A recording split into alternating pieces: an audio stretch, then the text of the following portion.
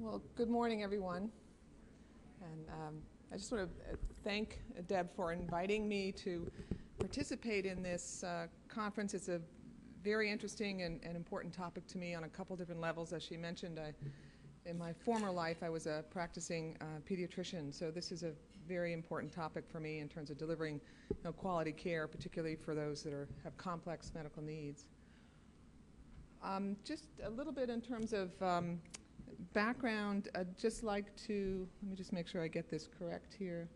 Yes. So just a little background on what our organization is. It's the National Academy for State Health Policy, or also I'm going to refer to it as NASHP. Many of you may already know. And we are a 26-year-old nonprofit, nonpartisan group located in both Washington, D.C. and Portland. Our mission or our work is guided by a group of state health policy leaders. There are no dues involved. They join and they are committed to helping us guide what kind of work we do and how we do it and what issues we address. And we work as an organization that is, as I said, nonpartisan and nonprofit, and we work across state agencies with different branches, different organizations, and our goal is to first and foremost, provide resources to the states, a number of which I will show you today in terms of sources that you may want to go to for much more details than I can certainly provide in this talk, but also accelerating and trying to implement, put in workable solutions to advance health system performance across the country. Certainly there is a lot of work that needs to be done, and we're very excited to be involved in a number of projects across the country. So to start here, unfortunately a couple of things didn't show up on that slide, so I will actually just talk my way through this. Where do we go from here? Our ultimate goal and what is on the horizon on this picture is a very high-performing health system, which really meeting what many of us know as the triple aim. The triple aim is to have health systems costs lower, to provide high-quality care to patients, and to have patient satisfaction. So on the horizon, that's our ultimate goal, often referred to, as I mentioned, as the triple aim. How we actually get there, particularly with patients with chronic conditions and high-risk needs, is a very complex path, a complex road. And many believe, given the way that care is delivered currently in a very fragmented, disjointed manner, particularly for patients with multiple needs and chronic needs, is really not going to get us there, given the way that medical care is currently being delivered. So what I'm going to introduce today and discuss, and I know that Joe is going to go into more detail on this, perhaps from a little other perspective, is these concepts that are out there that are being worked on that we feel can advance our system down this road to a higher performing health system. And the first step, which would be on here, would be medical homes. Medical homes, which I'll go into detail in terms of describing, really are seen as the cornerstone or the first step in the direction of providing higher quality care and controlling costs. I'll also describe a little bit about multidisciplinary teams or community health teams or networks and how those are operating in early development across a number of states. And I'll describe health homes, which will help sort of show the distinction between the two use of these terms, and I know that Joe will be going in a little bit more about health homes as well. And then I'm assuming that we will have time just to highlight a couple of activities that are going on in the country that may be promoting this work as well.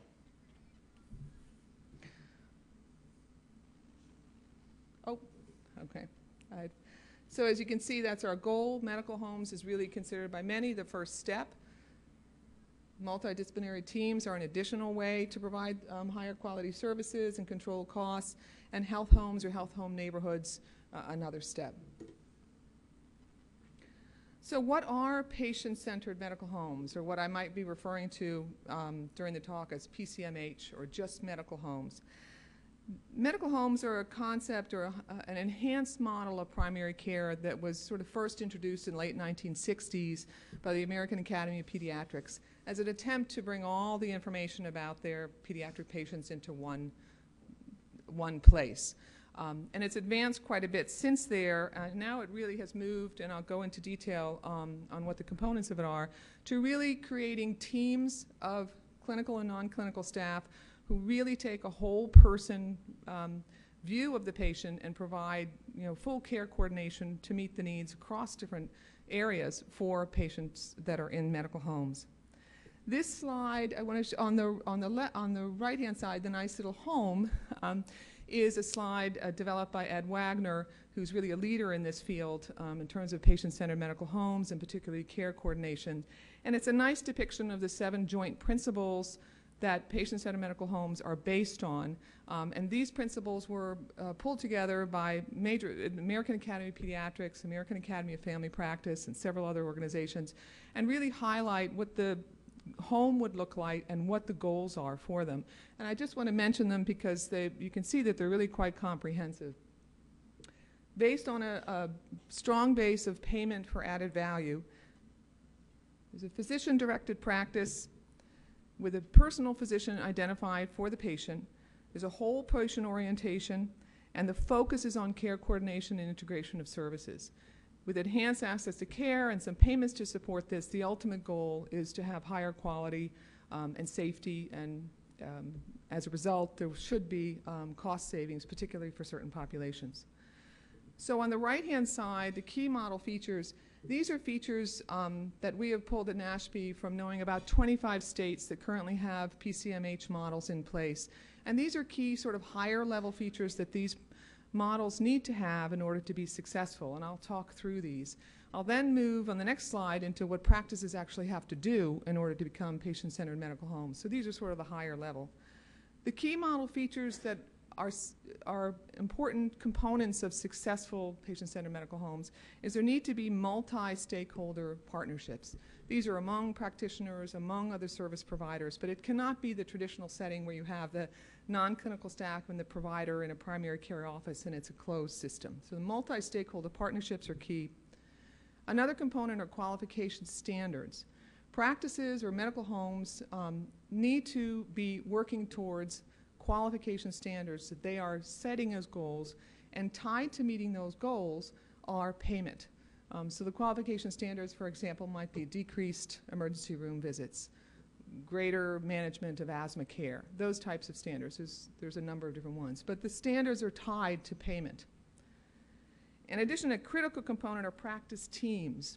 Unlike the traditional model of the primary care physician being the contact person, patient-centered medical homes have a team of clinical and non-clinical people who are fully responsible for the comprehensive needs of the patient.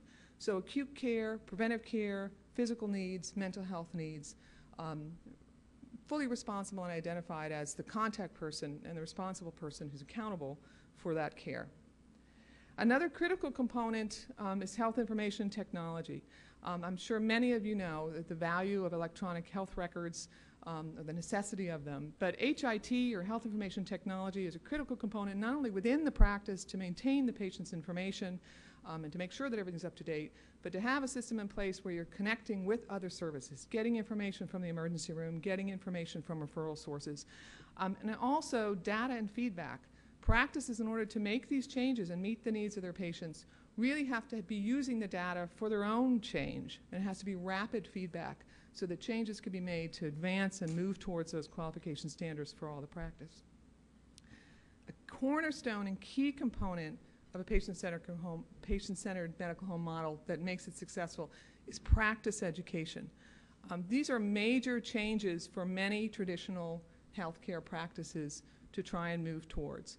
Practice education in the form of learning collaboratives where practices meet with other practices and learn the different processes that are being used, that are working, that are not working. Another form of practice education is in the form of practice coaches who come into the practice with a knowledge of what kind of processes need to be done, what kind of education needs to be in place, what roles and responsibilities different members need to have, and really coach the practice over a long period of time to make those changes. So these are key model features. What I'd like to move now to, and I was asked to just comment a little bit on, is what is actually required within the practice. I think it's important to recognize that we may be asking practices to provide this much higher level of care coordination, integrate services, set up HIT infrastructure so that there's great communication, be available. But there's a huge demand on practices, and as we look at this model, it's important to realize that this is a quite extensive lift for many practices, and I want to go through some of the stages that have been recently described and then move on from there. This slide, basically I think we need to recognize, like I mentioned, that the previous slide is sort of the larger picture. This slide is from the Safety Net Medical Home Initiative, which looked at medical homes and developed some recommendations or some guidelines for what practices need to move through in order to become fully functioned patient-centered medical homes, providing high levels of care coordination and meeting patients' needs.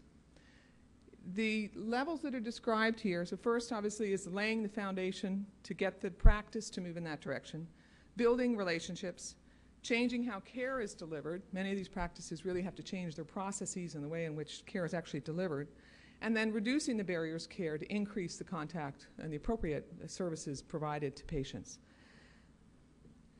I'll go through these just in a little bit of detail, just to again highlight what would need to be done.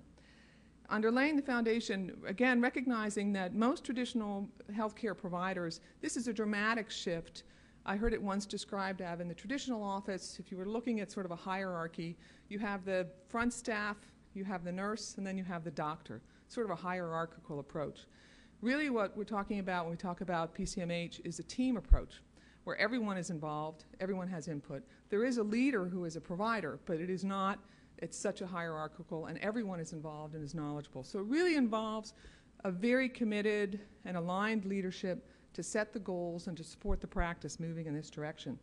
Because it is a fundamental redesign for many practices, and it can be very challenging. Effective strategy for quality improvement is also critical. As I said, one of the features that we found that needs to be in place is qualification standards, and then a way to get there needs to be known by all the members, since teams all contribute to the success of this program. And having something like that in place really gives confidence to staff as they struggle often for years to put this model in place. Building relationships, just to comment briefly on that, this is not, these are building multiple relationships. Linking patients to providers and teams, a term that you might hear called empanelment, is a critical component of this. Patients need to identify an individual provider or team that they recognize as their own, and also in the other direction. If a physician or a provider is responsible and held accountable for the care of that patient, there is a certain level of commitment that occurs, and that's been considered a very important component of this.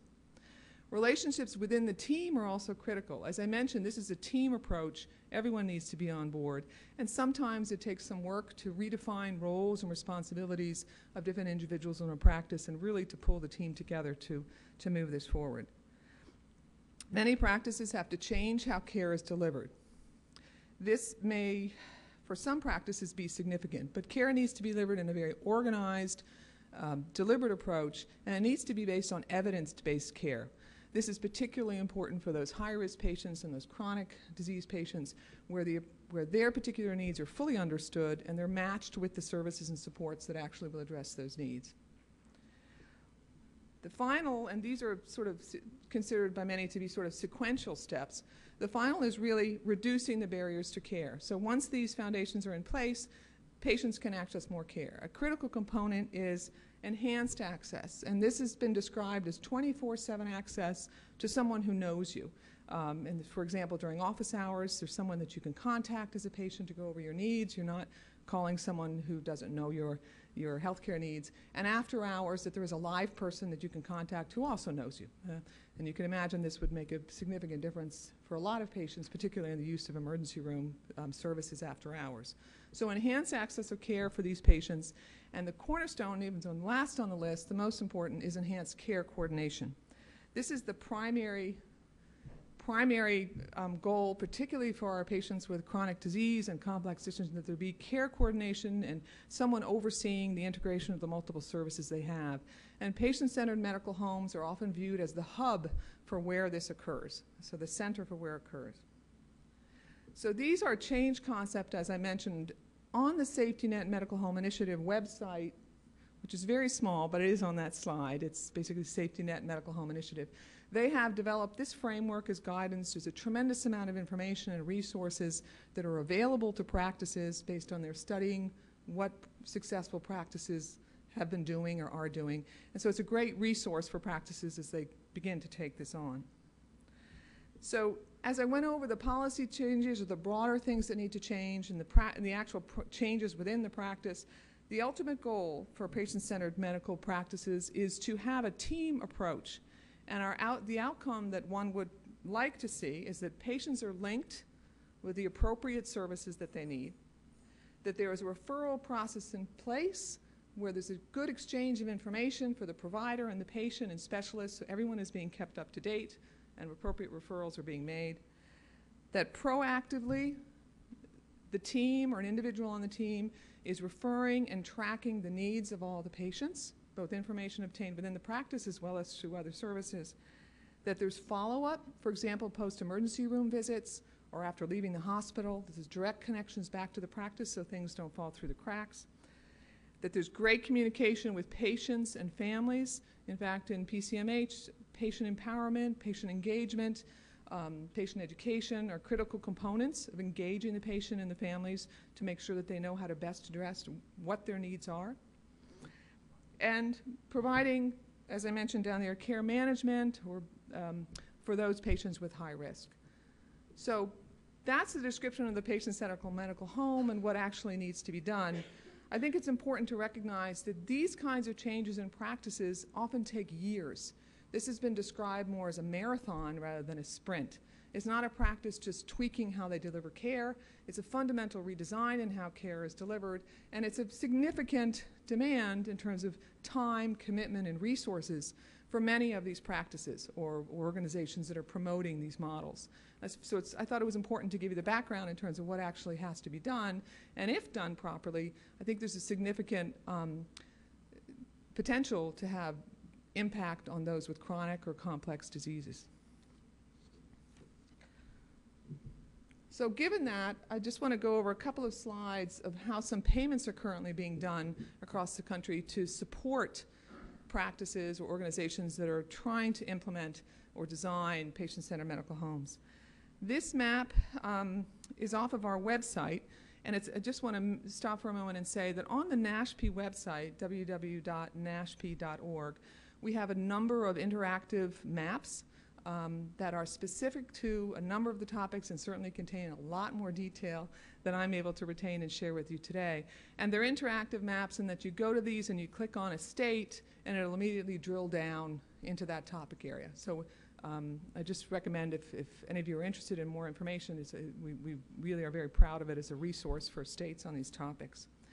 So Medicaid PCMH payment activity is currently being done, as it shows on here, in about 29 states.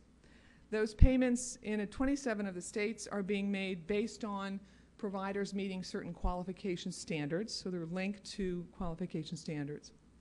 I also want to note that in 18 of the states, there are multi-payer medical home initiatives in place, and payments are being made through those kinds of demonstrations. Multi-payer medical home initiatives involved the collaboration of private payers, commercial payers, with public payers, together trying to design an initiative or move forward an initiative as a group that meets the needs and sets goals for PCMH.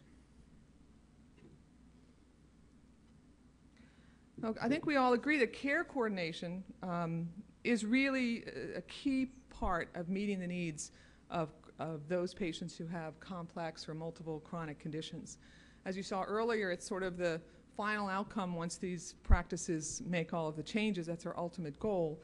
But it's really to facilitate access to appropriate care for these patients and, in the meantime, to contain costs, or as the ultimate goal, to contain costs. The actual findings on how costs are contained often don't happen quickly. It's a long-term study to evaluate those. Care coordination, as I mentioned earlier, does require additional time from staff, additional resources. It's a significant amount of work for practices. Often they hire new staff, and I just want to mention a term called nurse care managers. These are individuals who are specifically identified to be the contact person and be in touch with the patients for their needs. This slide describes 9 states that NASHP has put together and has followed that are currently making selected care coordination payments to providers who are in these multi-payer medical home initiatives.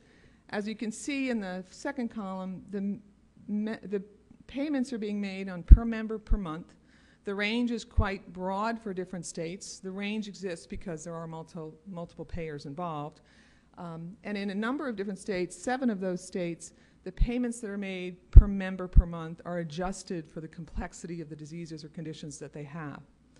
I also want to highlight that 3 of these states, Pennsylvania, Rhode Island, and Minnesota, specifically have developed their multi-payer initiatives to address the needs of those with chronic disease. So if you're interested in looking specifically how they do that, information, we have some information on that on our website as well.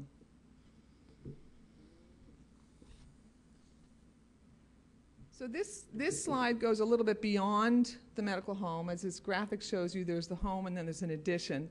To effectively manage the complex patients, as I've mentioned several times, it really requires a tremendous amount of resources and time by practices, not all which are able to do this. The small or medium-sized practices, those with limited resources, all of the things that need to be in place that I described to effectively move to high-level care coordination of these patients is very challenging for them to do.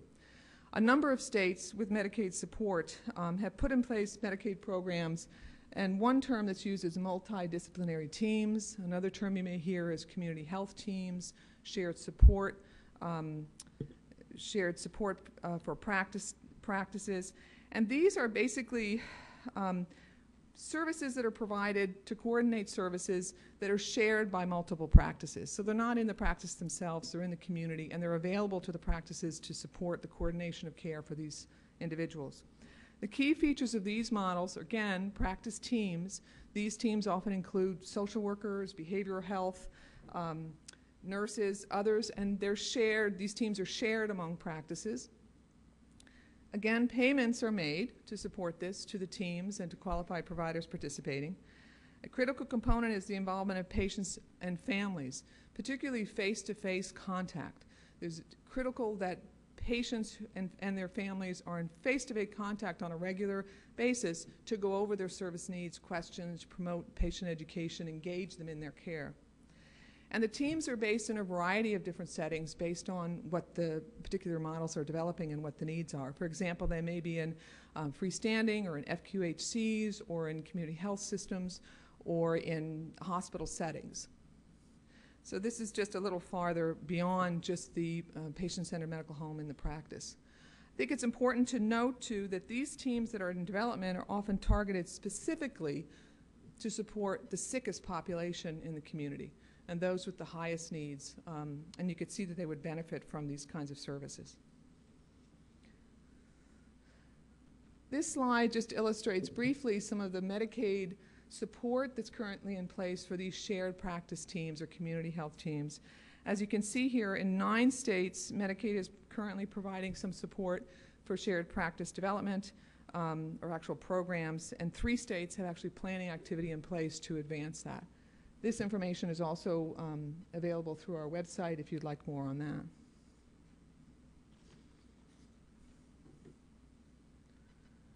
So I'd like to move now to the term health homes and what that actually means, and I know Joe will be talking about it as well. But the building health home neighborhoods, medical homes are really the foundation for the concept of health homes.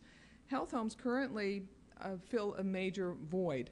High-cost Medicaid patients really do not have a single entity that's specifically responsible for all of the services that they need, for connecting and providing and integrating their physical care needs, their mental health needs, also potentially social service supports, and other supports that might be available in the community.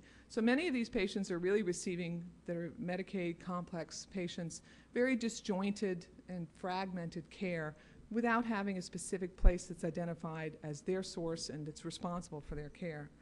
So the ACA authorized funding for building health homes as a care management and coordination vehicle for those Medicaid enrollees who have chronic conditions and other very high-cost health care needs. These chronic conditions may be serious mental health illness, substance abuse disorders, diabetes, asthma, other significant chronic issues. And I'll describe a little bit on health homes, and as I mentioned, I know that Joe will also be going into potentially a little more detail. So just to contrast the two terms when you hear them, medical homes, as I described, are really designed for everybody. They're primary care provider-led, within the office, with a primary care focus, and they have no enhanced federal Medicaid matching funds to support.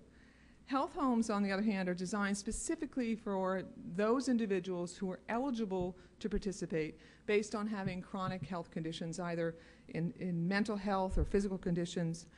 And the criteria generally are either two significant chronic illnesses, one significant chronic illness and at risk for another, or another serious underlying condition. The primary care provider is important in the health home model, but it's also not necessarily the lead. Physician's assistants or nurse practitioners, if you're interested in using other kinds of services to provide health care, they are able to be the team leads or the leads for this kind of service in the health home. The focus, again, is on linking primary care with behavioral health, mental health, long-term services, social support services. So the focus is very much on linking, as the earlier slide said, health home neighborhoods. This is making sure that the patient is linked to all of the services that would help address what their specific health needs are. The payments that are available through health homes, and these are grants that are available through the federal government, can actually be used by practices to provide case management, to provide care coordination, to oversee comprehensive transitional care, for example, for patients leaving the hospital, to provide individual and family support to support these patients, to refer to community and social support services, and the funds can also, which I think is very important, be used to develop HIT to link the services and improve the care for these patients as well. So by getting a health home grant, many states are able to put in place funds to actually support payment for care coordination services provided under this model for these groups of patients who are eligible. This map just shows briefly, and this is also available on our website under our Med Home map page, and it's also an interactive model for if you'd like more details. Currently, 12 states have in place some health home activity. 17 are actually have planning grants in place to advance it. There are multiple variations in how these activities can be done, but so there are some common underlying issues that are there. States are allowed some flexibility with respect to a number of different things. States are allowed to be flexible in selecting what chronic conditions they identify and address, where geographically the services are provided within the state, who and how they designate providers to provide this care. As I mentioned, they do not just have to be primary care physicians, they can be physician's assistants or nurse practitioners. And also states have flexibility in designing the payment system in place to provide the home health services to these patients. So this is a relatively new, health homes are relatively new. There's data being collected and evaluations being done in terms of the impact on quality of care through this kind of delivery system as well as the cost. It's still outstanding information. And as you can imagine, the reason I leaded with the slides that showed you just how much change needs actually to take place, information on the impact of these is going to take years. There may be some preliminary information, but true hard data on the impact on patient care is an evaluation that's in progress. So for the future, I like this graphic that someone showed me a while ago.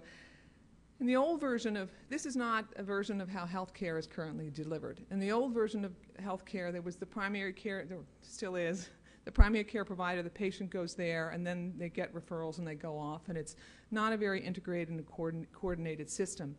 This model is really where we need to go.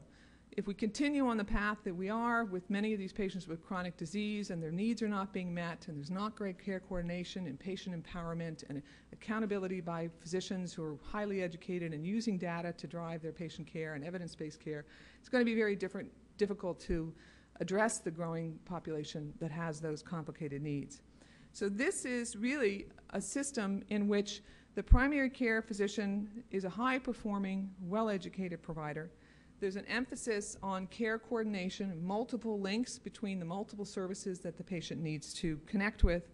There are shared goals and risks involved in doing this, and we're talking about cost as well by all of those involved.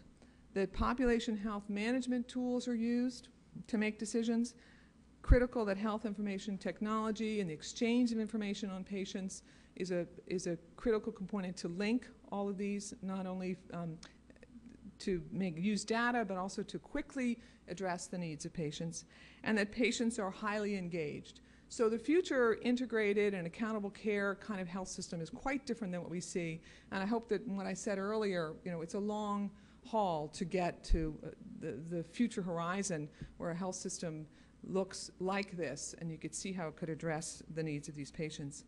There are health systems across the country, Kaiser, Geisinger, that are putting in place sort of these redesigns and working to balance both costs and the quality of care. And there are, across the ocean, in other countries, systems that are based with primary care as the hub or the center are beginning to show and do believe that there's a demonstration of improvement in quality for their patients.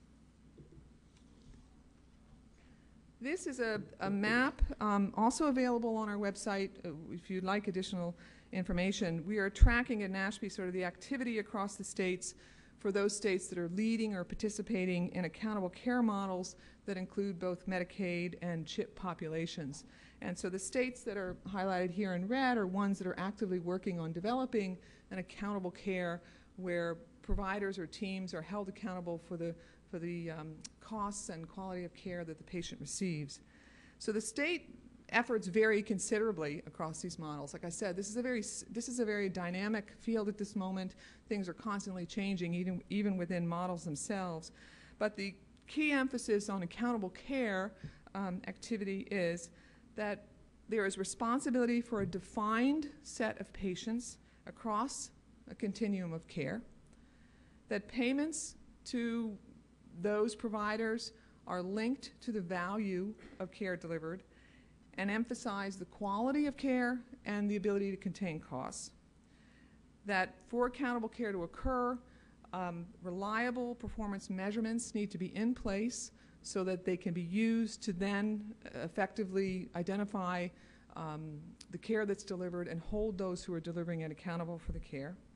And that there is ultimately a demonstration of savings and improvements in care for the practice groups and for the patients.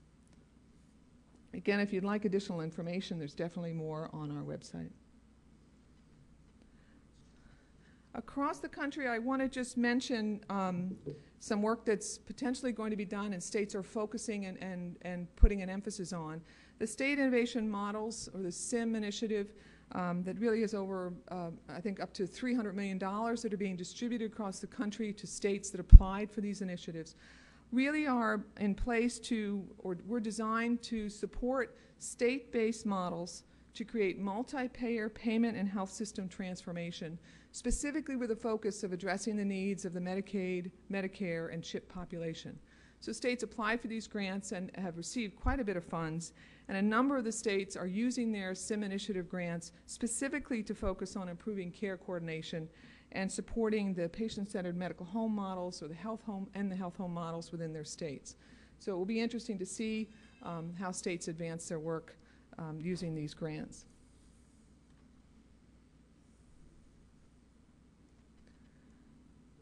Okay, so close to closing, I just want to highlight one state that I think is a model that's interesting to watch.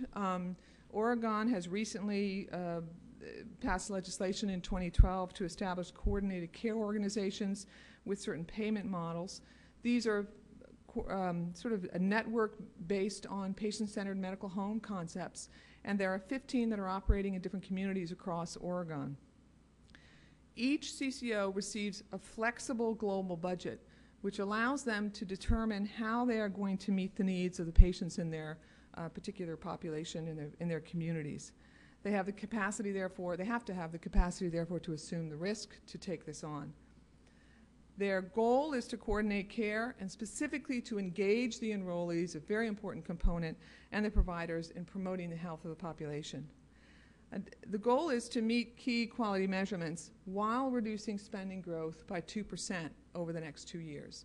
So this is really just a relatively recent payment model that's put in place, but it would be one that would be interesting to watch. And as I said, the data on this is going to take some time to come in and to analyze, but I wanted to highlight it as one of the states that currently has a model in place to watch. So there's sort of a list here of things of what we have learned, and I could go through them. I'll go through them a little bit in detail. Embedded nurse care managers I mentioned earlier. In order to really, for these complex patients, having nurse care managers in the practice who really are the contact person or identified as the person who is in contact with the patient and managing their care and helping them coordinate has often been referred to as the secret sauce for successful medical home initiatives. I hope I highlighted that the transformation of practices takes time and resources. It's a tremendous amount of commitment, often requiring fundamental redesign of how practitioners or others within a practitioner's office are used to delivering care and the process of care just in medical services in general. The data challenges are very significant. Familiar with many practices having electronic health records. This goes way beyond that in terms of connections and receiving information, for example, from hospital discharge, the ability to exchange information related to the multiple needs of the patient, behavioral and mental health, as well as physical and social service supports. States have, as I hope I described to you, really committed or shown a commitment to advancing this model. And really have a significant role to play in supporting these practices and these initiatives within their state. Just to jump down to cost savings, because I know that that's a critical issue. It really is not strong. This is relatively new for many of these models. There is not yet strong data that definitely shows cost savings. It's really unclear for now. I think the ultimate goal, many feel, is to sort of keep it budget neutral. I think it's important to realize that over the coming years, as we see these evaluations come in, we'll better able to determine the impact of these changes.